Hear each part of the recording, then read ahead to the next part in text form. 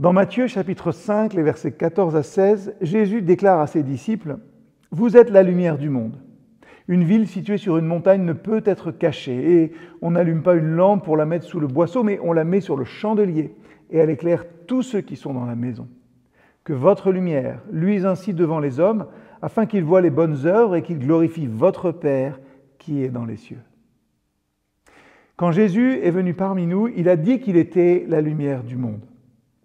Parfois, c'est vrai, les croyants s'efforcent tellement d'être une lumière qu'ils mettent leur foi en lumière finalement chaque fois qu'ils en ont l'occasion. Et ils avancent des arguments compliqués pour la défendre ou ils confrontent ceux qui ne pensent pas, ceux qui ne croient pas exactement comme eux.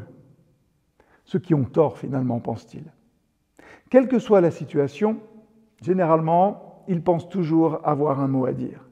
Généralement aussi, ils mettent fin aux conversations plutôt que de créer un espace qui permettrait à la lumière de l'Évangile de passer. Vous savez, il y a une différence entre une lumière vive et un projecteur. Nous pouvons éclairer le monde par notre amour, permettre ainsi aux gens de s'orienter plus facilement dans l'obscurité. Lorsque nous éclairons le monde, nous sommes un cadeau pour les gens qui nous entourent. Nous sommes un encouragement et pas quelque chose d'imposé. Mais lorsqu'on vit avec un gros projecteur, lorsqu'on vit finalement avec nos feux de route allumés constamment, on finit par aveugler les gens qui sont autour de nous et on finit par ultimement les repousser. Nous pouvons être la lumière du monde sans laisser nos feux de route allumés et sans déranger tout le monde. Lorsque Jésus a dit qu'il était la lumière du monde, c'était pour éclairer les ténèbres par son amour et non pour détourner tout le monde.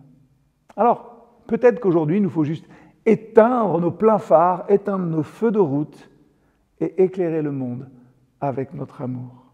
Alors, question toute bête aussi, qu'avez-vous fait cette semaine qui démontre l'amour de Dieu ?